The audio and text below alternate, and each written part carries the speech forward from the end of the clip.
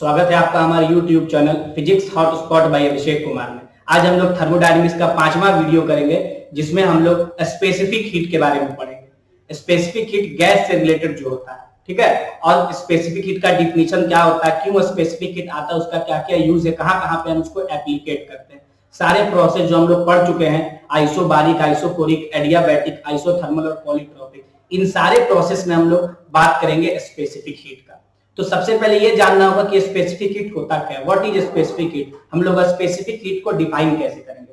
तो specific heat का definition क्या है, किसी भी सब्सटेंस का, चाहे वो सॉलिड हो या फिर लिक्विड हो या फिर गैस हो, किसी भी सब्सटेंस के 1 kg मास का, किसी भी सब्सटेंस के 1 kg मास का टेम्परेचर अगर यूनिट डिग्री से बढ़ाना हो, यानी 1 kg सब्सटेंस का टेम्परेचर 1 डिग्री सी या 1 केल्विन से बढ़ाना हो, तो जितना हीट हम उसको देंगे वही हीट उस सब्सटेंस का स्पेसिफिक हीट या स्पेसिफिक हीट कैपेसिटी कहलाएगा। ठीक है, तो क्या डिफिनीशन लिख सकते हैं, व्हाट इज स्पेसिफिक हीट। तो हम लोग स्पेसिफिक हीट में लिख सकते हैं, देखिए क्या लिखेंगे स्पेसिफिक हीट में, कि the amount of heat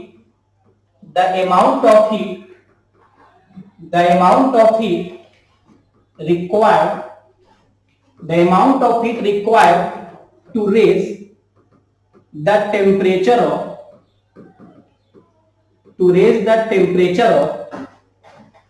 temperature of unit mass of substance। unit mass मतलब 1 kg कहेंगे SI में, unit mass of substance through 1 degree C और 1 Kelvin is called specific heat of that substance। उसको हम लोग उस सब्सटेंस का क्या कहेंगे कि वो उस सब्सटेंस का स्पेसिफिक हीट है, वो सब्सटेंस का क्या है आपका स्पेसिफिक हीट। तो ये हो गया डिफिनीशन। तो स्पेसिफिक हीट कैपेसिटी का डिफिनीशन क्या बोले, ध्यान रखिएगा, किसी भी सब्सटेंस के 1 kg मास का टेम्परेचर अगर यूनिट डिग्री से, मतलब 1 डिग्री से 1 केल्विन से बढ़ाना होगा, तो जितना हीट उसको चाहिए होगा वो उस सब्सटेंस का स्पेसिफिक हीट कैपेसिटी। ठीक है, वो उस सब्सटेंस का क्या स्पेसिफिक हीट या स्पेसिफिक हीट उस सब्सटेंस का, उस पार्टिकुलर सब्सटेंस का।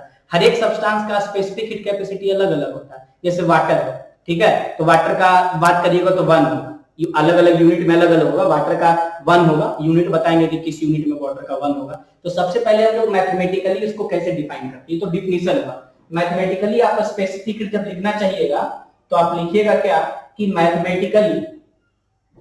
मैथमेटिकली अगर आप स्पेसिफिक हीट लिखिएगा तो स्पेसिफिक हीट को C से लिखते हैं, या किसी बुक में C से लिखते हैं, किसी बुक में S से भी लिखा जाता है, लेकिन हम C से लिखेंगे। तो mathematically C is equal to होता है 1/m delta Q by delta Q, है ना। तो देखिए अब कहिएगा ये डिफिनीशन को कैसे सेटिस्फाई कर रहा है। तो डिफिनीशन को सेटिस्फाई कैसे करेगा, क्या बोले कि 1 kg मास का अगर मास 1 kg हो और change in temperature 1 degree C या 1 केल्विन हो, है ना, 1 डिग्री सी या 1 केल्विन हो, है ना, चाहे 1 डिग्री सी हो या 1 केल्विन, चेंज मतलब चेंज, देखिए टेम्परेचर का चेंज सारे यूनिट में सेम होता है, टेम्परेचर अलग अलग हो सकता है, चेंज लेकिन सेम ही होता है।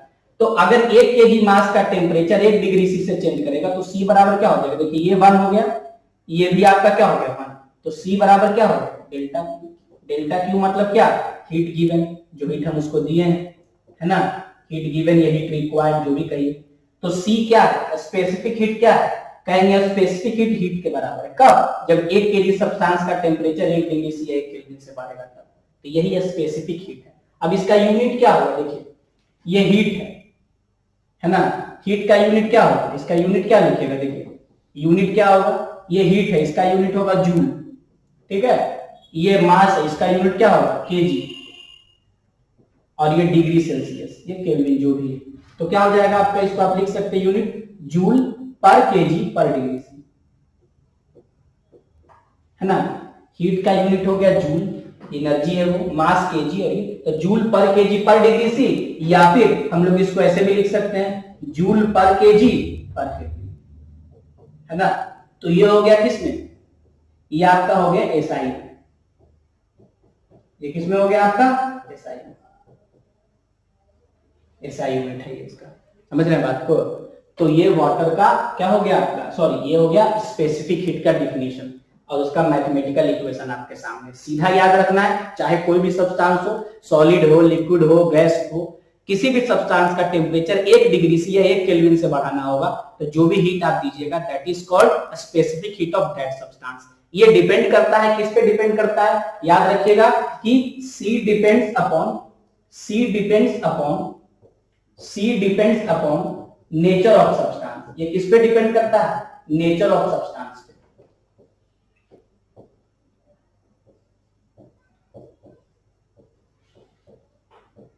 ये किस पे डिपेंड करता है, आपका नेचर ऑफ सब्सटेंस पे डिपेंड करता है। तो ये आप ध्यान रखिएगा। अब इसके बाद देखिए, जैसे आप बात करिएगा वाटर का, जैसे आप बात करिएगा किसका, वाटर का, स्पेसिफिक हीट ऑफ वाटर। तो वाटर का स्पेसिफिक हीट होता है आपका क्या, 4200 जूल पर केजी पर डिग्री सी, पर केजी पर डिग्री सी या पर केल्विन जो भी हो।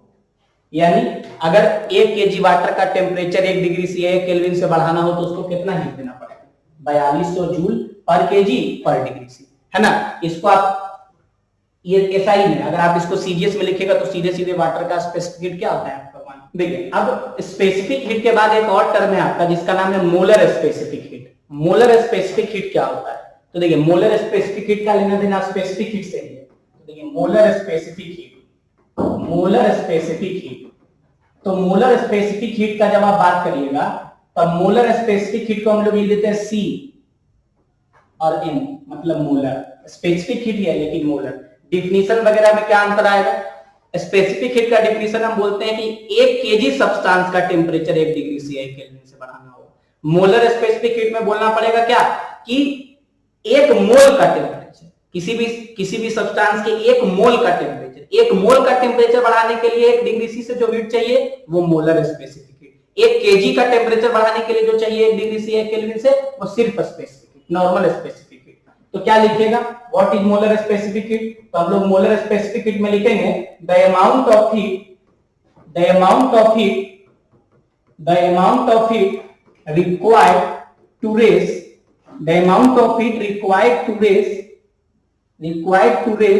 the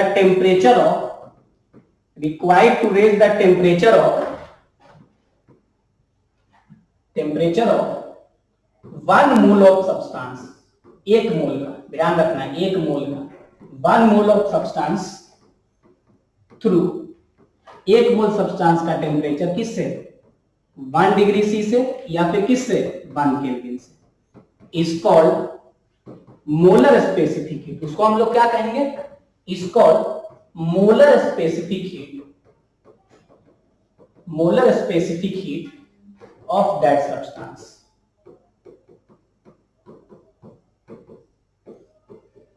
उसको सब्सटेंस का मोलर स्पेसिफिक हीट कहेंगे। तो देखिए हम जानते हैं, क्या जानते हैं, इसका मैथमेटिकली कैसे लिखते हैं।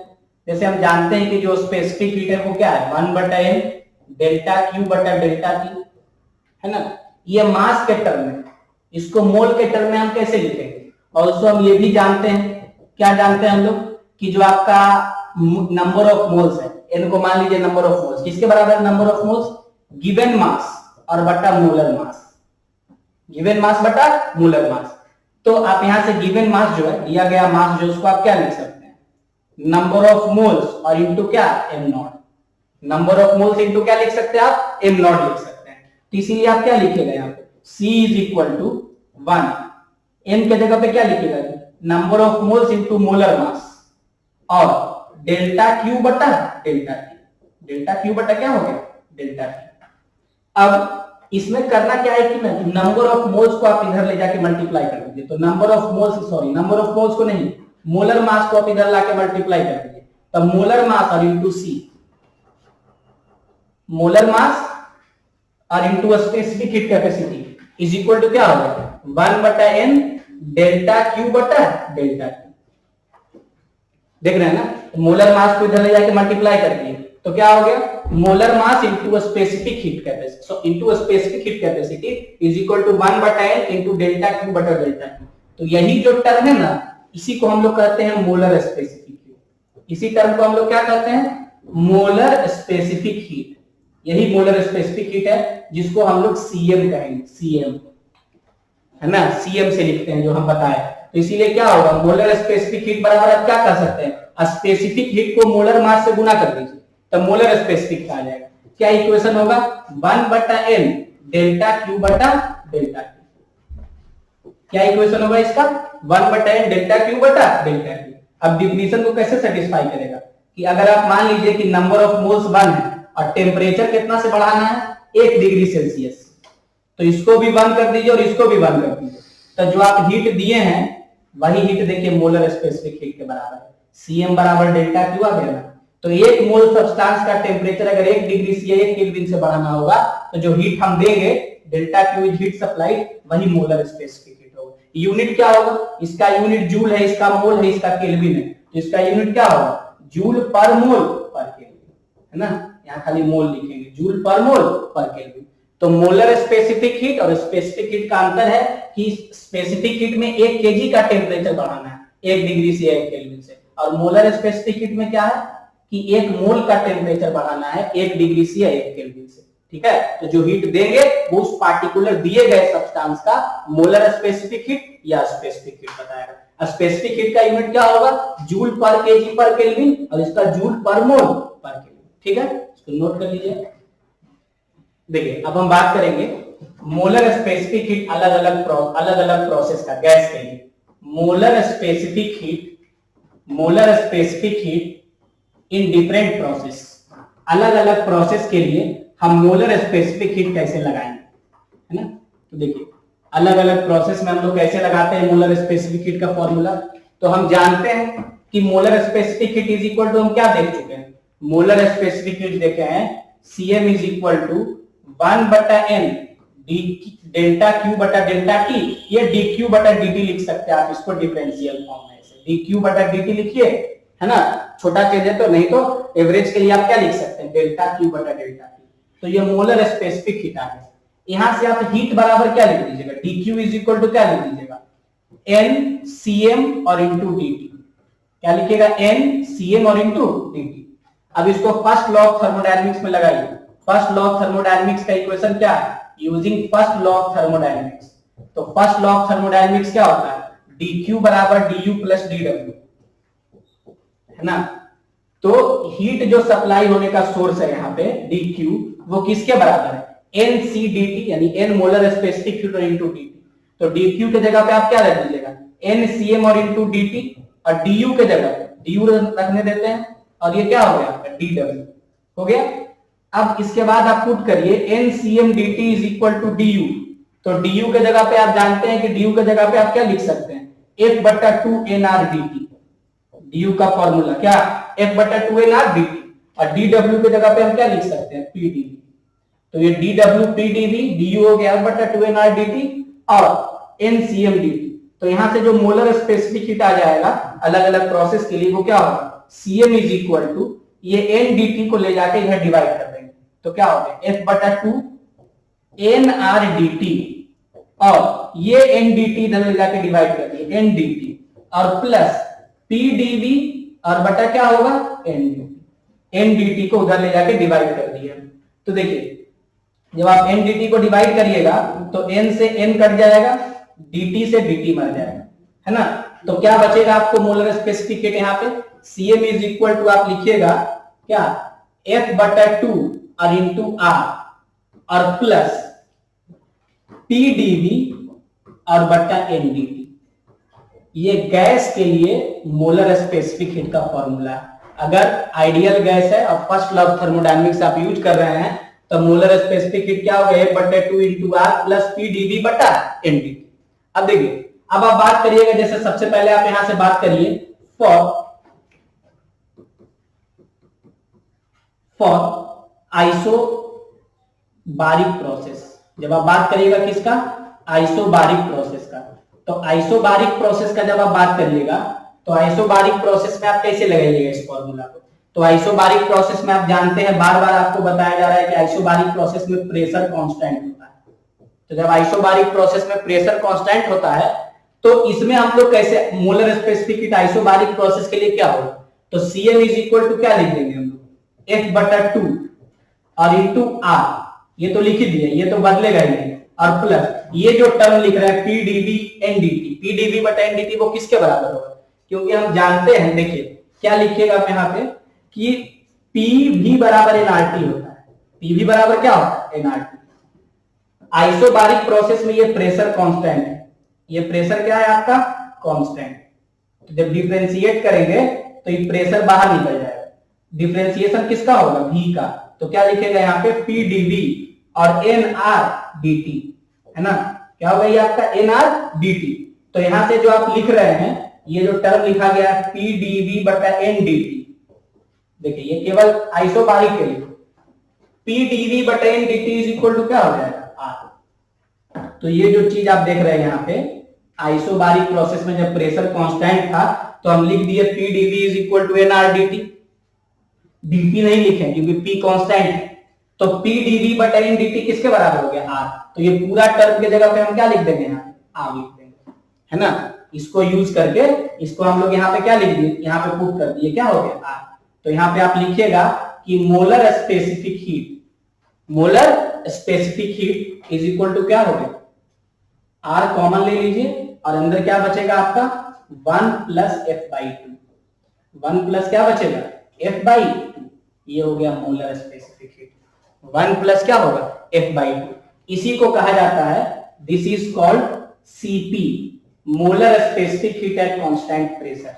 क्या कहा जाता है? मोलर, यानी CM molar specific heat in general लिखते हैं, इसको आप क्या लिख सकते हैं? सीपी लिख सकते हैं, है ना? किसी किसी किताब में रिप्रेजेंटेशन देखिएगा कैपिटल सी लिखा गया है तो खाली स्पेसिफिक हीट है, और स्मॉल सी लिखा गया है तो उसका मतलब है मोलर स्पेसिफिक हीट। तो अब नहीं तो सी लिखिए स्पेसिफिक हीट को और सीएम लिखिए मोलर स्पेसिफिक हीट को। तो हम लोग लिख रहे हैं सी स्पेसिफिक हीट को और सीएम मोलर स्पेसिफिक हीट को। अगर स्मॉल सी से रिप्रेजेंट करना चाहते हैं तो यहाँ पे कांस्टेंट प्रेशर पे इसी मोलर स्पेसिफिक हीट को क्या कहा जाता है? सीपी।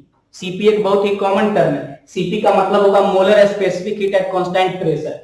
किसके बराबर हो गया वो? 1 प्लस एफ बाई 2 के बराबर। तो देखिए अब यहां से आप देखिएगा आगे तो क्या कहिएगा? देखिए क्या आ गया? सो नाउ वी हैव, अब हमारे पास क्या मिल गया? So now we have Cp is equal to, Cp मतलब क्या? Molar specific heat, molar specific heat at constant pressure. Molar specific heat at constant pressure. Constant pressure पे जो मोलर स्पेसिफिक हीट है वो Cp कहलाता है। और ये किसके बराबर आ गया? देखिए यह है आपका R और 1 प्लस, देखिए क्या लाए हम इक्वेशन, इस इक्वेशन को यूज करेंगे 1 प्लस एफ बाई 2। तो जब आप लिखिएगा इसको तो क्या लिखिएगा? 1 प्लस एफ बाई 2। ये हो गया Cp, मतलब molar specific heat at constant pressure. ये हो गया आइसोबारिक प्रोसेस के लिए। अब हम लोग किसका बात करेंगे? आइसोकोरिक। आइसोकोरिक प्रोसेस के लिए जब आप मोलर स्पेसिफिक हीट निकालिएगा तो क्या होगा? तो आइसोकोरिक प्रोसेस हम लोग वैसे प्रोसेस को करते हैं जिसमें वॉल्यूम कांस्टेंट होता है, यानी वॉल्यूम कांस्टेंट होगा तो वर्क डन बाय गैस क्या होगा? जीरो। डीडब्ल्यू भी जीरो हो जाएगा, मतलब क्या? पीडीवी जीरो हो जाएगा, है ना? पीडीवी जीरो हो जाएगा, वर्क डन पीडीवी है, डीडब्ल्यू बराबर पीडीवी, तो पीडीवी जीरो हो गया। तो सिंस आपका जो इक्वेशन है मोलर स्पेसिफिक हीट का, हम लिखते हैं ऐसे लिखते हैं, एम हटा दे रहे हैं, ठीक है? एम लिख भी सकते हैं आप। तो क्या लिखेगा? आप जान रहे हैं कि ये किसके बराबर है? देखिए जो आपका सी का इक्वेशन है वो आप किसके बराबर ले आए हैं? यहाँ पे सी का इक्वेशन आप लाए हैं, देखिए F बटा 2 इंटू आर, इसी को यूज करेंगे, F बटा 2 इंटू आर और पी डीवी बटा एनडीटी। तो क्या लिखेगा? F बटा 2 इंटू आर, है ना? F बटा 2 इंटू आर और प्लस पी डीवी और बटा एनडीटी। ये जनरल फॉर्मूला है। आइसोबारिक प्रोसेस के लिए पी डीवी का वैल्यू क्या है? जीरो। तो पी डीवी जब जीरो हो जाएगा तो आप लिखिएगा सी बराबर क्या? F बटा 2 इंटू आर, सीधे सीधे। तो ये कांस्टेंट वॉल्यूम पे निकाला गया है, इसीलिए इसको C और V, मतलब molar specific heat at constant volume. ये जो आ गया ये क्या हो गया? Molar specific heat at constant volume. Molar specific heat at constant volume. तो ये जो मोलर स्पेसिफिक हीट आ गया कांस्टेंट वॉल्यूम पे, ये हो गया CV और ये क्या हो गया? CP। अब CP और CV ये दोनों का रोल क्या है? जो CP बटा CV का रेशियो होता है ना? CP बटा CV का जो रेशियो होता है ये क्या बताता है? देखिए तो पहले डिवाइड करके देखते हैं। Cp इज इक्वल टू क्या होगा R और 1 plus F by two, 1 plus F by two. और Cv क्या देख चुके हैं हम, Cv हम देखे हैं R into F by two. दोनों को डिवाइड कर दीजिए। जब दोनों को डिवाइड करिएगा तो आर आर को मार गिराएगा, है ना। जब आर आर को मार गिराएगा तो क्या बचेगा, Cp बटा Cv इज इक्वल टू क्या, 2 आप एलसीएम ले लीजिए यहां से, तो क्या हो जाएगा 2 प्लस एफ, और ये क्या हो जाएगा एफ बाई टू, तो 2 से 2 कट जाएगा। तो यहां से आप लिखिएगा क्या कि Cp बटा Cv is equal to 2 plus F और बटा एफ, है ना, 2 प्लस एफ बटा एफ। तो यहां से आप क्या लिख सकते हैं, Cp बटा Cv इज इक्वल टू क्या 1 और प्लस 2 बटा एफ। देखिए 2 बटा एफ लिख दिए और एफ बटा एफ क्या हो गया 1। अगर आप याद करें तो आपको थर्मोडायनेमिक्स में जब बताया जा रहा था थर्ड लेक्चर में, जब थर्ड लेक्चर का वीडियो देखिएगा तो एडियाबैटिक एक्सपोनेंट गामा इसी के बराबर है ना, वहां पे आया था, इसी को कहते हैं हम गामा है, 1 प्लस 2 बाई एफ, यही गामा है ना। इसीलिए बताया गया था कि गामा एटोमिसिटी पे डिपेंड करता है। क्यों एटोमिसिटी पे डिपेंड करता है, क्योंकि gamma is equal to 1 plus 2 बटा एफ, है ना। एफ डिपेंड करता है एटोमिसिटी पे, मोनो एटोमिक के लिए 3, डायटोमिक के लिए 5, है ना, ट्राइएटोमिक के लिए 6। तो अलग अलग के लिए आप देख रहे हैं कि 1 प्लस 2 बटा एफ है। जैसे जैसे डिग्री ऑफ फ्रीडम बदलेगा वैसे वैसे क्या होगा गामा। यही गामा जो है, यही पूछेगा व्हाट इज गामा, तो कहिएगा gamma is the ratio of Cp and Cv, मतलब molar specific heat at constant pressure और molar specific heat at constant volume of any gas का रेशियो जो होगा वो गामा के बराबर होगा। गामा मतलब आप देख चुके थे, इसको हम लोग क्या कह रहे थे, सबसे अच्छा इसका नाम है एडियाबैटिक एक्सपोनेंट। क्या नाम है इसका, एडियाबैटिक एक्सपोनेंट, है ना। तो एडियाबैटिक एक्सपोनेंट आपका है गामा। तो इसीलिए कोई पूछेगा तो गामा इज इक्वल टू क्या है, तो गामा बराबर हम कहेंगे Cp बटा Cv। किसके बराबर होगा, 1 प्लस 2 बटा एफ। अभी आपको अलग अलग गैस के लिए गामा निकाल के हम बताएंगे, मोनो एटॉमिक, डायटोमिक, सब के लिए, क्योंकि हमको सब के लिए डिग्री ऑफ फ्रीडम पता है। तो डिग्री ऑफ फ्रीडम पता है तो हम लोग गामा भी निकाल सकते हैं और Cp और Cv भी निकाल सकते हैं। देखिए Cp भी डिग्री ऑफ फ्रीडम के साथ बदलेगा, Cv भी डिग्री ऑफ फ्रीडम के साथ बदलेगा, गामा भी डिग्री ऑफ फ्रीडम के साथ बदलेगा, तो सब निकालेंगे। लेकिन अभी पहले हम लोग Cp Cv पे चर्चा करेंगे, गामा पे। लेकिन सबसे पहले आप इसको नोट कर लीजिए, ठीक है, फिर आगे बढ़ेंगे। देखिए अब हम क्या देख लिए नाउ, अब हम क्या देख लिए, अब हम देख लिए कि Cp बटा Cv मतलब molar specific heat at constant pressure और molar specific at constant volume क्या हो गया गामा। किसके बराबर है गामा, 1 प्लस 2 बाई। ध्यान रखिएगा, आगे इस पे हम चर्चा करेंगे। लेकिन अभी फिलहाल हम केवल 2 ही प्रोसेस पे काम किए हैं, क्या क्या, आइसोबारिक और आइसोकोरिक। अब हम बात करेंगे किस पे, आइसोथर्मल पे। किस पे बात करेंगे, आइसोथर्मल प्रोसेस पे। तो जब हम बात करेंगे आइसोथर्मल प्रोसेस, है ना, तो जो molar specific heat isothermal process के लिए इक्वेशन लिखेगा तो क्या लिखेगा, 1 बटा m dq बटा dt, है ना। dq बटा क्या लिखते हैं dt। तो आइसोथर्मल प्रोसेस करने का मतलब क्या है कि चेंज इन टेम्परेचर 0 हो जाए। तो चेंज इन टेम्परेचर 0 होगा तो क्या होगा, समथिंग बटा 0। ये सब कुछ 0 नहीं है, नॉन 0 है, तो समथिंग बटा 0 यहां से आप क्या लिख सकते हैं, ये अनडिफाइंड है। तो molar specific heat isothermal process के लिए क्या है, डिफाइन नहीं किया जाता है, क्योंकि उसमें टेम्परेचर आपका क्या होता है, कांस्टेंट होता है। अब देखिए, अब बात करिए आप एडियाबैटिक प्रोसेस का। किसका बात करिए, एडियाबैटिक प्रोसेस। तो आप जानते हैं कि एडियाबैटिक प्रोसेस में क्या होगा, एडियाबैटिक प्रोसेस में Q रिमेन्स कांस्टेंट, मतलब हीट कांस्टेंट रहेगा। और जब हीट कांस्टेंट रहेगा तो जो dq है वो 0 होगा। तो फिर से इक्वेशन पे आइए, कि जो इक्वेशन लिखा गया है Cm इज इक्वल टू क्या है, 1 बटा m dq बटा dt। 1 बटा m dq बटा 1 बटा n dq बटा dt, n मोल वाला। तो 1 बटा n dq बटा dt जब लिखिएगा तो dq क्या है, यहां से 0, केवल एडियाबैटिक प्रोसेस के लिए। तो Cm भी क्या हो गया 0, मतलब एडियाबैटिक प्रोसेस के लिए मोलर स्पेसिफिक हीट क्या हो गया 0, आइसोथर्मल के लिए इंफिनिटी, और Cp और Cv कांस्टेंट प्रेशर मतलब आइसोबारिक यानी F बटा 2 इंटू R, और आइसोकोरिक देख चुके। तो ये अब एक प्रोसेस और है हमारे पास, पॉलीट्रॉपिक प्रोसेस। उससे पहले इसको नोट कर लीजिए। देखिए अब हम बात करेंगे molar specific heat polytropic process में। तो क्या होगा पॉलीट्रॉपिक प्रोसेस में, तो पॉलीट्रॉपिक प्रोसेस का आपका वर्क डन का इक्वेशन ध्यान होना चाहिए, ठीक है ना।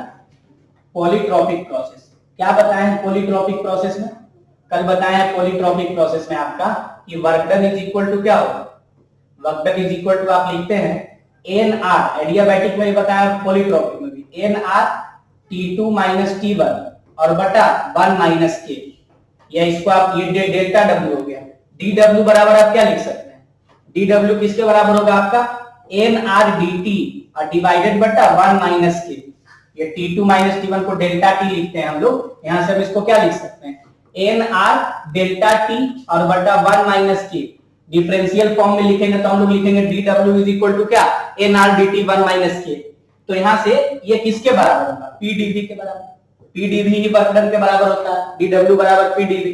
सो हम लोग क्या लिख सकते हैं, तो इसीलिए जो हमारा इक्वेशन है C इज इक्वल टू क्या है बोलिए, C इज इक्वल टू हम लोग क्या लिखते हैं F बटा 2 इंटू R और प्लस पीडीवी और बटा एनडीटी लिखते हैं ना, पीडीवी बटा एनडीटी। तो यहाँ पे पीडीवी जो वर्क डन है उसके जगह पे आप ये पूरा टर्म लिख दीजिए, तो क्या लिखिएगा जो आपका मोलर स्पेसिफिक हीट होगा, लिखिएगा F बटा 2 इंटू R, F बटा 2 इंटू R और प्लस है ना, प्लस पीडीवी, पीडीवी के जगह पे आप क्या लिखिएगा, देखिए पीडीवी के जगह पे लिखिएगा एनआरडीटी और बटा 1 माइनस के, एनआरडीटी बटा 1 माइनस के, है ना, ये किसके जगह पे लिख दिया पीडीवी, और ये क्या हो गया एनडीटी, एन एन को मार गिराया और डीटी डीटी को मार गिराया, तो क्या बच गया आपका मोलर स्पेसिफिक हीट, यहाँ पे क्या लिख दीजिएगा Cm इज इक्वल टू लिखिएगा F बटा 2 इंटू R है ना, और प्लस R बटा 1 माइनस के, R बटा 1 माइनस के, तो Cm is equal to R आप कॉमन ले लीजिए और अंदर क्या बचेगा F बटा 2 है ना और प्लस 1 बटा 1 माइनस के, तो ये आप लिख सकते हैं है ना। तो ये आपका क्या आ गया मोलर स्पेसिफिक हीट किस प्रोसेस के लिए आप ले आए, पॉलीट्रॉपिक प्रोसेस के लिए F बटा 2 इंटू R और प्लस R बटा 1 माइनस के, तो R को आप कॉमन ले लिए तो अंदर क्या हो गया F बटा 2 और डिवाइडेड अब प्लस 1 बटा 1 माइनस के, जहां पे K का वैल्यू आपका दिया हुआ होगा, क्योंकि आप जानते हैं ये प्रोसेस ये आपका प्रोसेस क्या है T टू पावर K बराबर कांस्टेंट जो प्रोसेस है आपका वो कैसा प्रोसेस है, वो आपका पॉलीट्रॉपिक प्रोसेस है, K का वैल्यू दिया हुआ रहेगा, अलग अलग प्रोसेस में अलग अलग होगा, 3 होगा 4 होगा कुछ भी हो सकता है, तो ये आपका हो गया किसके लिए पॉलीट्रॉपिक प्रोसेस के लिए है ना। तो पॉलीट्रॉपिक प्रोसेस नोट कर लीजिए। देखिए अब हम लोग फर्स्ट लॉ ऑफ थर्मोडायनामिक्स जो पढ़े हैं, सारा प्रोसेस उसका कंडीशन रिलेशन, उसमें इंटरनल एनर्जी का चेंज, वर्क डन, हीट और मोलर स्पेसिफिक हीट, ये सब एक जगह हम लोग समराइज करके पढ़ेंगे अभी। तो देखिए सबसे पहले हमारा आइसोबारिक प्रोसेस, तो आइसोबारिक प्रोसेस हम वैसे प्रोसेस को कहते हैं जिसमें प्रेशर कांस्टेंट होता है, और जब प्रेशर कांस्टेंट होगा तो चेंज इन प्रेशर 0 होगा, हालांकि इसका यहाँ पे जरूरत नहीं पड़ेगा अभी। तो देखिए प्रेशर कांस्टेंट होता है तो ये ध्यान रखिएगा कि वॉल्यूम टेम्परेचर के डायरेक्टली प्रोपोर्शनल होता है, वॉल्यूम टेम्परेचर का क्या होता है डायरेक्टली प्रोपोर्शनल, तो डेल्टा यू यहाँ पे किसके बराबर होगा, सीधे सीधे आप लिख सकते हैं डेल्टा इज इक्वल टू क्या F बटा 2 NR डेल्टा टी, क्या लिख सकते हैं आप F बटा 2 NR डेल्टा टी आप लिख सकते हैं, जब आपका क्या कांस्टेंट होगा, जब आपका प्रेशर कांस्टेंट होगा तो, और NR डेल्टा टी के जगह पे आप P डेल्टा भी लिख सकते हैं, क्या लिख सकते हैं NR डेल्टा टी या फिर क्या लिख सकते हैं P डेल्टा टी, क्योंकि जब प्रेशर कांस्टेंट होगा तो NR डेल्टा टी या P डेल्टा टी दोनों चलेगा। तो आप देखिए इसको आप ऐसे लिखिए, देखिए क्या लिखिएगा यहाँ से आप यहाँ से दो चीज लिख सकते हैं है ना। सबसे पहले तो लिखिएगा क्या कि ये हो सकता है F बटा 2 NR डेल्टा टी हो सकता है, या फिर क्या हो सकता है F बटा 2 P डेल्टा बी हो सकता है ना।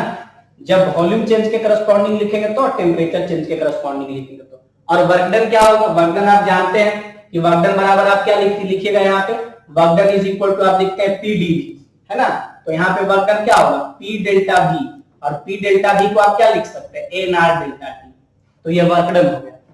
अब वर्क डन हो गया तो ये डेल्टा Q बनता है delta U plus delta W के सम करने से, तो जब इसको आप जोड़िएगा NR डेल्टा T और F बटा 2 NR डेल्टा T, तो ये क्या हो जाएगा NR डेल्टा T आप कॉमन ले लीजिएगा और 1 प्लस क्या हो जाएगा F by 2, 1 plus F by 2, और Cp क्या लिखेंगे मोलर स्पेसिफिक हीट जो है हमारा, तो Cp इज इक्वल टू हम लोग लिखेंगे, देखिए Cp आपको बताया जा चुका है, Cp आप क्या लिखते हैं, देखिए यहां से जब आप Cp का बात करिएगा मोलर स्पेसिफिक हीट तो किसके बराबर है, R इंटू 1 प्लस F/2, ये molar specific heat constant pressure पे है, तो मोलर स्पेसिफिक हीट जब कांस्टेंट प्रेशर पे है तो क्या लिखेगा, R into 1 plus F/2, 1 plus F/2, इसको हम क्या कहते हैं Cp, है ना।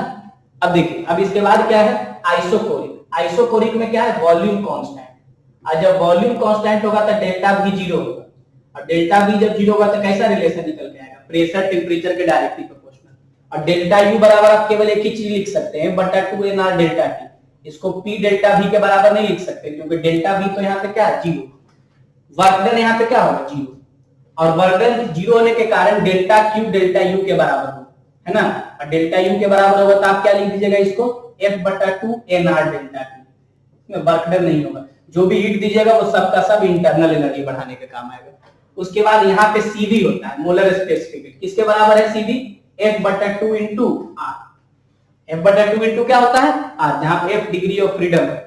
अब देखिए अब आइए आइसोथर्मल प्रोसेस में, तो आइसोथर्मल प्रोसेस में टेम्परेचर कांस्टेंट है और इसके कारण डेल्टा T जीरो है या dt जीरो है, तो जब टेम्परेचर कांस्टेंट होता है तो प्रेशर वॉल्यूम के इनवर्सली प्रोपोर्शनल होता है।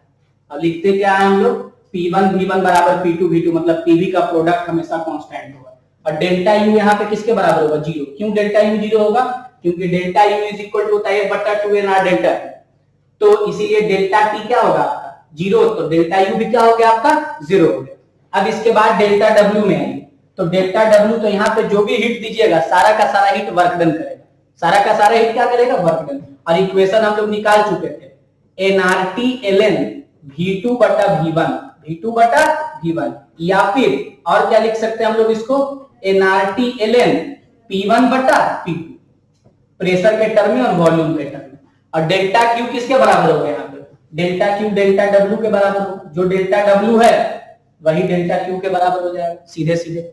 उसके बाद यहाँ पे C, तो C का वैल्यू आप यहाँ पे देख चुके हैं कि इनफिनाइट आ चुका है, अनडिफाइंड है ना, ऐसे अनडिफाइंड कहेंगे, उसको डिफाइन नहीं कर सकते क्योंकि यहाँ पे टेम्परेचर बदलता ही नहीं। अब आगे एडियाबैटिक प्रोसेस, एडियाबैटिक प्रोसेस में क्या होता है Q कांस्टेंट होता है हीट, और इसीलिए change in heat of system बराबर जीरो। अब हीट कांस्टेंट होगा तो फिर आपका रिलेशन निकल के आएगा क्या कि PV पे पावर गामा बराबर कांस्टेंट, PV पे पावर गामा बराबर क्या हो गया कांस्टेंट, और डेल्टा U, तो यहाँ पे आप डेल्टा U किसके बराबर लिख दीजिएगा, डेल्टा U किसके बराबर होगा आपका माइनस डेल्टा W के बराबर, इसके बराबर माइनस डेल्टा W, यानी कहने का मतलब माइनस F/2nr dt। पहले आप लिख लीजिए कि आप डेल्टा U को सीधे सीधे तो जो जनरल फॉर्मूला लिख सकते हैं, क्या लिख सकते हैं F/2nr dt या nr डेल्टा T, है ना।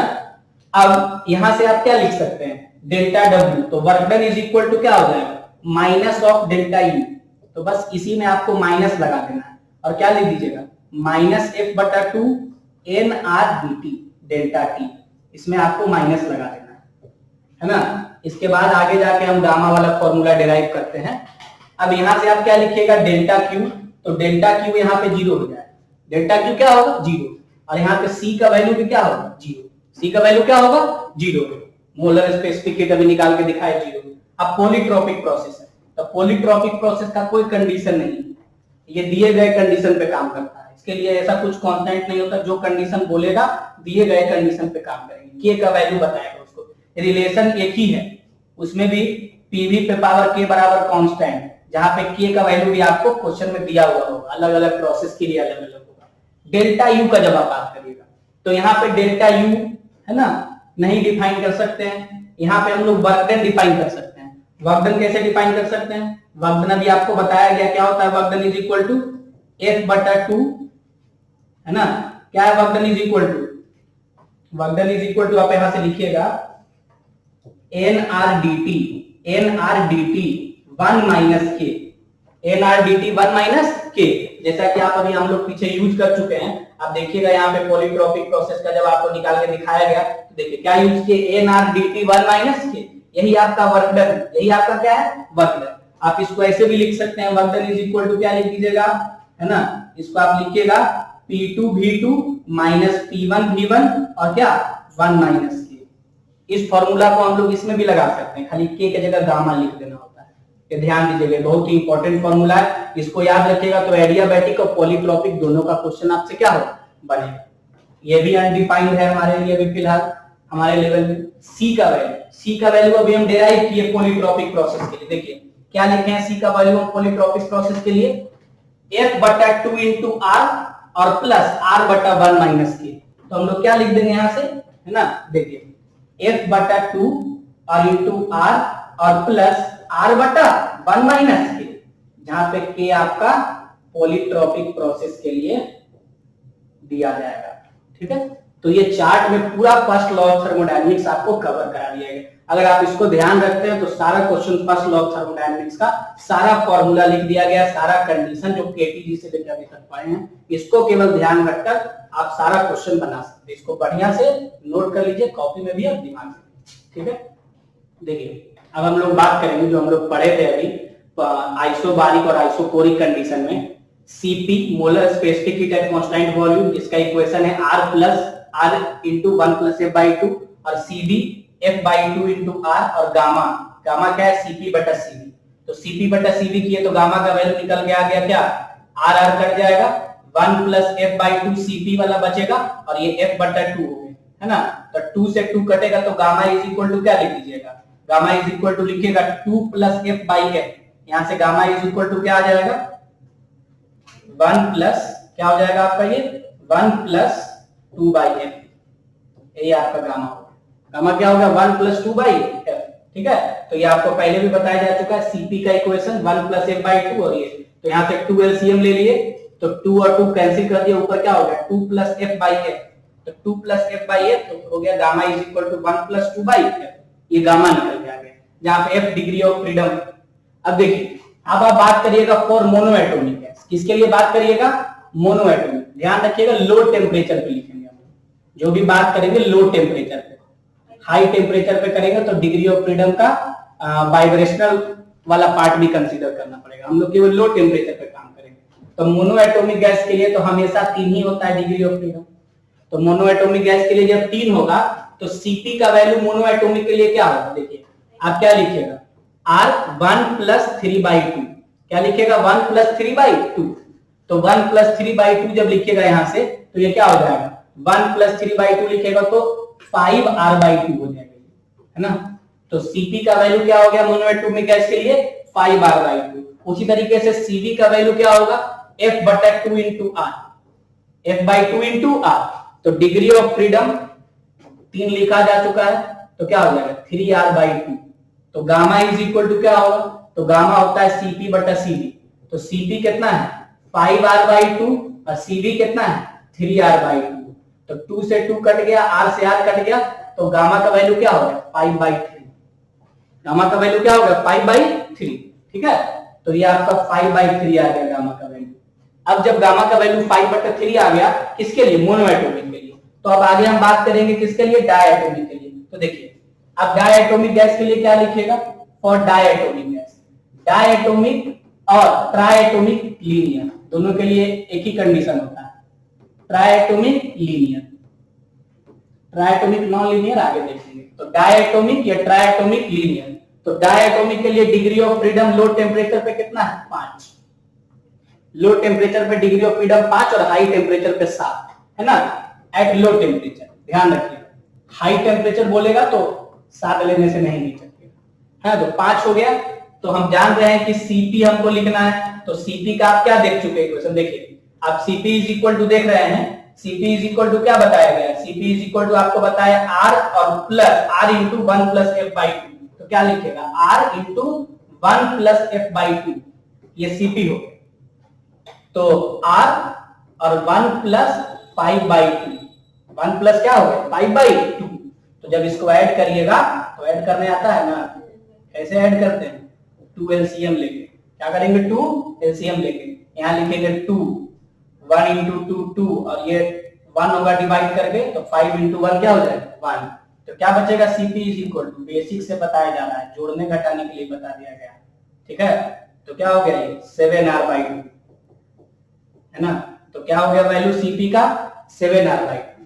और Cv क्या लिखिएगा इसके लिए आप, Cv आप लिख सकते हैं, क्या लिखिएगा, Cv is equal to, Cv तो बहुत आसान है, Cv F/2 इंटू R, तो डिग्री ऑफ फ्रीडम क्या है, पाई बार बाई 2 हो जाएगा इसके लिए, ठीक है। तो गामा इज इक्वल टू क्या होता है, Cp/Cv, तो Cp कितना है आपका 7R/2 और Cv कितना है पाई बार बाई 2, तो 2 से 2 कट गया, R से R कट गया, तो क्या बचा 7/5, क्या बचा आपका 7/5, किसके लिए, डायटोमिक के लिए। अब आप बात किसका करिएगा, अब आप बात करिएगा और ट्राइएटोमिक नॉन लीनियर, ट्राइएटोमिक लीनियर का तो डायटोमिक की तरह ही है, ट्राइएटोमिक नॉन लीनियर आप जानते होंगे कि इसका डिग्री ऑफ फ्रीडम कितना होता है आपका, इसका डिग्री ऑफ फ्रीडम कितना होगा 6 एट लो टेम्परेचर, है ना, लो टेम्परेचर पे क्या होगा 6, तो लो टेम्परेचर पे जब 6 होगा तो Cp इज इक्वल टू क्या होगा R और इंटू 1 प्लस क्या लिखते हैं हम, R इंटू क्या लिखते हैं, देखिए क्या लिखेंगे R इंटू 1 प्लस F/2, ठीक है। तो 1 प्लस F/2 जब लिखेंगे हम तो ये हो जाएगा R और 1 plus F, degree of freedom 6/2, है ना, तो 6/2 करिएगा तो कितना हो जाएगा ये 3, ये क्या होगा 4R, ये क्या हो गया 4R। उसी तरीके से Cv इज इक्वल टू क्या होगा F/2, तो डिग्री ऑफ फ्रीडम कितना है 6/2 इंटू R, तो ये क्या हो जाएगा 3R। तो गामा इज इक्वल टू क्या निकल के आ गया Cp/Cv, तो Cp क्या हो गया 4R और Cv क्या हो गया 3R, R से R कट गया, R से R क्या हो गया कट गया, तो ये गामा निकल के आ गया, किसके लिए कितना आ गया 4/3। तो Cp, Cv और गामा मोनो एटोमिक, डायटोमिक और ट्राइएटोमिक, ये तीनों के लिए आपको बता दिया गया। और ध्यान रखिएगा नाउ एक रिलेशन है जिसको हम लोग मेयर्स रिलेशन कहते हैं, कहता है कि Cp माइनस Cv R के बराबर, इसको हम लोग कहते हैं मेयर्स रिलेशन। क्या कहते हैं इसको हम लोग मेयर्स रिलेशन, कि Cp माइनस Cv का डिफरेंस हमेशा R के बराबर होगा, है ना। देखिए कैसे, तो Cp का आप इक्वेशन जानते हैं, Cp इज इक्वल टू क्या है R इंटू 1 प्लस F/2 और माइनस Cv किसके बराबर है F/2 into R, F/2 into R। अब आप इसको मल्टीप्लाई करिए इसमें तो क्या बचेगा R और प्लस F/2 इंटू R और माइनस F/2 इंटू R, तो ये पूरा टर्म कैंसिल हो जाएगा, तो किसके बराबर बचेगा R के बराबर। इसीलिए हमेशा ध्यान रखिएगा कि Cp minus Cv is equal to R होता है ना। तो डिग्री ऑफ फ्रीडम एटोमिसिटी पे डिपेंड करता है, इसीलिए Cp, Cv और गामा सब एटोमिसिटी पे डिपेंड करता है। Cp कांस्टेंट प्रेशर पे, यानी कांस्टेंट प्रेशर पे अगर गैस का टेम्परेचर बढ़ाना हो तो जितना हीट देंगे हम 1 मोल को गर्म करने के लिए 1 डिग्री सी से, वो Cp, और Cv क्या होगा कि कांस्टेंट वॉल्यूम पे अगर गैस का टेम्परेचर हम बढ़ाना चाहते हैं 1 डिग्री सी या 1 केल्विन से 1 मोल का, तो जितना हीट देंगे वो Cv होगा, बस कंडीशन का फर्क है और उसी कारण से इक्वेशन अलग अलग आया है। अब देखिए, अब आपको जो बताया जा रहा है ध्यान से देखिए, अब हम बात करेंगे जो Cp और Cv हम पढ़े हैं उसको समराइज कर रहे हैं, क्योंकि ये सब चीज समराइज करके इसलिए बताया जा रहा है क्योंकि क्वेश्चन बनाने में ये सब चीज आपको याद रखना पड़ेगा, मेमोरी बेस्ड है, इसीलिए सबका चार्ट बना के आपको बताया जा रहा है। स्क्रीनशॉट मोबाइल में लेकर और टाइम टू टाइम देख के उसको याद करते रहें, तभी आपसे क्वेश्चन बनेगा, नहीं तो सारा पढ़ा हुआ आपका बर्बाद हो सकता है अगर आप याद नहीं रखते हैं तो देखिए, सबसे पहले आप बात करिएगा किसका, मोनोएटोमिक गैस का। तो उदाहरण भी लिख दिए इधर, हीलियम, नियॉन, आर्गन, जो भी नोबेल गैस है, डायटोमिक, जैसे ट्राइएटोमिक लीनियर है, ठीक है ना, ये सब नॉन लीनियर है ट्राइएटोमिक का। तो जब आप बात करिएगा मोनोएटोमिक, तो मोनोएटोमिक में Cp का वैल्यू, तो मोनोएटोमिक में Cp का वैल्यू देखिए, अभी हम निकाले भी हैं कि मोनोएटोमिक में जब आप Cp का वैल्यू देखते हो, देखिए क्या निकालते हैं हम लोग, Cp का वैल्यू πr/2, क्या है πr/2 और Cv है 3r/2, तो क्या लिखिएगा आप यहां से लिखिएगा πr/2 और ये क्या है आपका 3r/2, 5r/2 और क्या है आपका 3r/2, और यहां से जब गामा निकालिएगा तो सीधे सीधे 5/3 आएगा। दिस इज लगभग 1.67, लगभग 1.67, और ये आप यहां पे जब आप देखिएगा तो ये क्या होगा, ये होगा आपका 7r/2, ये क्या होगा आपका 7r/2। देखिए आपको बताएं अभी हम निकाल के, यहां से आप देखिएगा तो देखिए डायटोमिक और ट्राइएटोमिक लीनियर के लिए क्या देखिएगा, Cp का वैल्यू निकाल के लाए 7r/2 और Cv का वैल्यू क्या लाए 5r/2, तो 7r/2 जो है आपका, देखिए यहाँ पे क्या है 7r/2 और यहाँ पे 5r/2, तो ये कितना हो जाएगा गामा 7/5। जब डिवाइड करिएगा तो लगभग 1.4 के आसपास आएगा, 1.4 क्या है लगभग, क्या एक्यूरेट 1.4 है। ट्राइएटॉमिक के लिए जब बात करिएगा तो ट्राइएटॉमिक के लिए देखिए, जब आप ट्राइएटॉमिक गैस का बात करिएगा तो देखिए ट्राइएटॉमिक नॉन लीनियर, लीनियर का तो डायटॉमिक की तरह है। तो देखिए Cp बराबर हम क्या निकाल के लाए 4r और Cv क्या लाए 3r। तो देखिए क्या लिखिएगा यहाँ पे आप 4r और यहाँ क्या लिखिएगा 3r, तो ये क्या हो जाएगा 4/3 मतलब 1.3। अब एक चीज आप ध्यान दीजिए कि जैसे जैसे एटोमिसिटी बढ़ रहा है वैसे वैसे गामा का वैल्यू घट रहा है, ये सब भी ध्यान दीजिए। जैसे जैसे एटोमिसिटी बढ़ रहा है गामा का वैल्यू क्या हो रहा है, गामा का वैल्यू आपका क्या हो रहा है घटते जा रहा है ना। और ये सारा चार्ट ऊपर एक बहुत इंपॉर्टेंट बात लिखा गया कि ये केवल लो टेम्परेचर पर मान्य है, केवल लो टेम्परेचर पे। हाई टेम्परेचर पे डिग्री ऑफ फ्रीडम का वैल्यू बदलेगा, इसीलिए वेरी हाई टेम्परेचर पर वाइब्रेशनल डिग्री ऑफ फ्रीडम को भी कंसीडर करने का कष्ट करेगा। और ये कष्ट नहीं करिएगा तो फिर आपको बहुत कष्ट हो जाएगा आंसर लाने में, ठीक है। तो इसीलिए कष्ट करना जरूरी है, केवल लो टेम्परेचर पर ये चार्ट माने। हाई टेम्परेचर पर बस डिग्री ऑफ फ्रीडम बदलिए, सीपी का वैल्यू बदलेगा, रेशियो बदल जाएगा। और याद रखिएगा गामा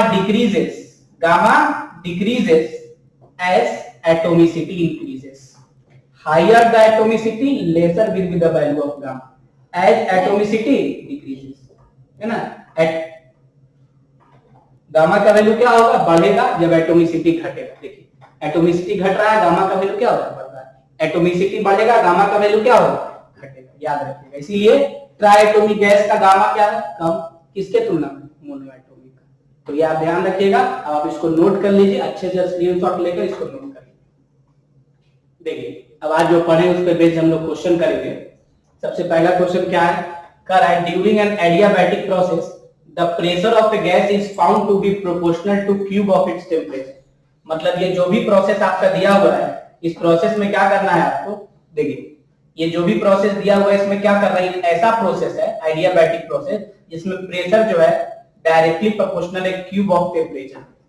तो आपको बताना है Cp/Cv का रेशियो इस गैस के लिए क्या हो। मतलब Cp/Cv आपसे पूछ रहा है, तो Cp/Cv मतलब गामा है ना, तो ये गामा आपसे पूछ रहा है, तो गामा कैसे निकलेगा। तो Cp/Cv मतलब इनडायरेक्टली आपसे वो गामा पूछ रहा है, यही गामा है, तो गामा आप निकाल दीजिएगा तो ये आंसर निकल के आ जाएगा। अलग अलग Cp/Cv निकालने की जरूरत नहीं। तो देखिए हमको प्रेशर और टेम्परेचर, तो प्रेशर टेम्परेचर का रिलेशन अगर हम भूल जाते हैं एडियाबैटिक प्रोसेस का, तो प्रेशर वॉल्यूम का रिलेशन तो बहुत कॉमन है, पीवी पे पावर गामा बराबर कांस्टेंट। तो इस इक्वेशन को ना जो लिखा गया है इस दिए गए रिलेशन को हम लोग इसमें बदल रहे हैं। कैसे बदलेंगे, जो देखिए ये बदलने का तरीका आप देखिएगा, ये बदलने का तरीका आपको आना चाहिए, किसी भी क्वेश्चन में ये तरीका आपको काम दे सकता है। देखिए क्या करना होता है, पी हमको प्रेशर और वॉल्यूम के बीच का निकालना है, तो टेम्परेचर को हटाना है, तो टेम्परेचर सकते हैं PV is equal to NRT, ठीक है। तो पीवी इज इक्वल टू जब आप एनआरटी लिखते हैं तो पी के जगह पे क्या लिख दीजिएगा एनआर, पीवी बटा एनआर का क्यूब, टेम्परेचर हट गया। अब क्या होगा यहाँ से P directly proportional to P cube V cube N cube R cube हो गया। अब देखिए ये प्रेशर का क्यूब और ये प्रेशर एक, तो यहां से आप ऐसे लिख सकते हैं, सीधे सीधे आप लिख दीजिएगा कि P/P cube directly proportional to क्या V क्यूब और N क्यूब बटा R क्यूब, है ना। तो यहां से लिख दीजिएगा 1/P square, 1/P square directly proportional to V cube और क्या N cube R cube, N cube R cube. तो यहां से आप ऐसे लिख सकते हैं, देखिए क्या लिखिएगा, ये वाला टर्म कांस्टेंट है, दिया गया मोल और R क्या है कांस्टेंट। तो जब ये कांस्टेंट है तो आप यहां से ये बात लिख सकते हैं क्या कि V क्यूब जो है वो डायरेक्टली प्रोपोर्शनल है किसके 1/P स्क्वायर, है ना। V क्यूब किसके डायरेक्टली प्रोपोर्शनल है, ये वाला टर्म आपका कांस्टेंट है, ये वाला टर्म कांस्टेंट है, नंबर ऑफ मोल और R गैस कांस्टेंट। तो रिलेशन आ जाएगा 1/P square is directly proportional to V cube. तो यहां से आप क्या लिख सकते हैं कि P square is directly proportional to क्या 1/V क्यूब, 1/V क्यूब। और यहां से आप इसको ऐसे लिख सकते हैं P directly proportional to root under 1/V cube, root under 1/V cube. अब देखिए, अब आप ये जो रिलेशन लिखते हैं पीवी पे पावर गामा बराबर कांस्टेंट, तो पीवी पे पावर गामा बराबर कांस्टेंट में आप लिख सकते हैं ना कि P is inversely proportional to 1/VQ। बिल्कुल उसी तरीके का रिलेशन आपको देखेगा। इसको आप क्या लिख सकते हैं, इसको आप लिख सकते हैं P is inversely proportional to 1 पे पावर V पे पावर 3/2। मतलब ये जो है आपका, ये 3 था, ये रूट हटेगा तो 1/2 ऐड हो जाएगा, मल्टीप्लाई हो जाएगा, तो 3/2 आ गया। अब ये दोनों को कंपेयर करके देखिए, P inversely proportional to V पे पावर गामा और P inversely proportional to V पे पावर 3/2। मतलब गामा की जगह पे 3/2 है और यही गामा CP/CV होता है। तो ये जो बी ऑप्शन है हमारा 3/2 वो सही होगा। जो रिलेशन याद है, मान लीजिए कि हमको प्रेशर टेम्परेचर का रिलेशन याद नहीं है, प्रेशर वॉल्यूम का, तो टेम्परेचर को एलिमिनेट कर देंगे इस रिलेशन से और सॉल्व कर देंगे। और जो स्टैंडर्ड रिलेशन आपको पता है उससे कंपेयर करके आप वैल्यू निकाल सकते हैं। ठीक है, तो ये पहला क्वेश्चन। अब आगे देखिए, जो हमारा अगला क्वेश्चन है, इसमें क्या कहा जा रहा है कि इन अ थर्मोडायनेमिक प्रोसेस, ये भी बिल्कुल उसी तरीके का प्रोसेस है। अगर आपको याद है पॉलीट्रॉपिक प्रोसेस का, तो देखिए ये पीवी पे पावर 3 बराबर कांस्टेंट है। ये नीट का क्वेश्चन है, मेडिकल का पूछा हुआ क्वेश्चन है।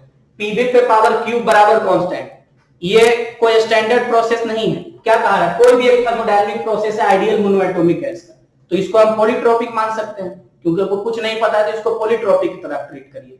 तो देखिए आप क्या देखिएगा, हम जानते हैं कि क्वेश्चन में जो हमको दे दिया है वो पीवी पे पावर 3 बराबर कांस्टेंट, और ऐसा हम जान रहे हैं कि पीवी पे पावर के बराबर कांस्टेंट आप लिख सकते हैं। किसके लिए, पॉलीट्रॉपिक प्रोसेस के लिए। पॉलीट्रॉपिक प्रोसेस के लिए आप क्या लिख सकते हैं, पीवी पे पावर के बराबर कांस्टेंट। तो ये पॉलीट्रॉपिक प्रोसेस का ही क्वेश्चन है ना, जनरल तरीका से बनाइए।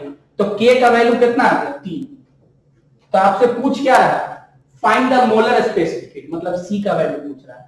तो अभी आपको इक्वेशन पता होना चाहिए सी का पॉलीट्रॉपिक प्रोसेस का। अगर आपको नहीं याद है तो आपको हम दिखा दें कि पॉलीट्रॉपिक प्रोसेस जब हम पढ़ते हैं तो पॉलीट्रॉपिक प्रोसेस में देखिए सी का क्या इक्वेशन है आपके सामने। पॉलीट्रॉपिक प्रोसेस में जो सी का इक्वेशन हम लाए हैं वो क्या है, देखिए। तो पॉलीट्रॉपिक प्रोसेस में सी का इक्वेशन क्या है, देखिए F/2 into are plus R/1 minus के, है ना। तो देखिए क्या लिखेगा आप यहां से, आप यहां से लिख सकते हैं कि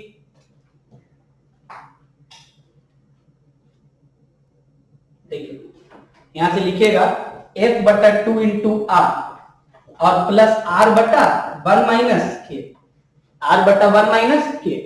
तो F/2 तो मोनोएटॉमिक गैस, तो डिग्री ऑफ फ्रीडम कितना होगा उसके लिए, 3। तो आप क्या लिखेगा, C इज इक्वल टू लिखेगा क्या, 3R/2, 3R/ क्या लिखेगा 2, है ना, और प्लस R/1 माइनस के का वैल्यू यहाँ पे 3 दिया हुआ, के का वैल्यू क्या दिया हुआ, 3। तो क्या बचेगा 3R/2 और minus R/2, 3R/2 minus R/2। तो जब इसको आप सॉल्व करिएगा तो सी का वैल्यू किसके बराबर है, आर के बराबर। यही आपका आंसर है, सी का वैल्यू किसके बराबर है, आर के बराबर। अब देखिए, अब इसके बाद जब अगला क्वेश्चन जो है, इसके बाद एक क्वेश्चन और है आपके लिए। देखिए half mole of helium gas is contained in a container, एक कंटेनर में हाफ मोल हीलियम गैस है एसटीपी पे। हीट एनर्जी बताना है, कितना हीट देंगे ताकि उसका प्रेशर डबल हो जाएगा जब वॉल्यूम कांस्टेंट रखेंगे। तो देखिए वॉल्यूम कांस्टेंट मतलब आइसोकोरिक, वर्क डन 0 होगा।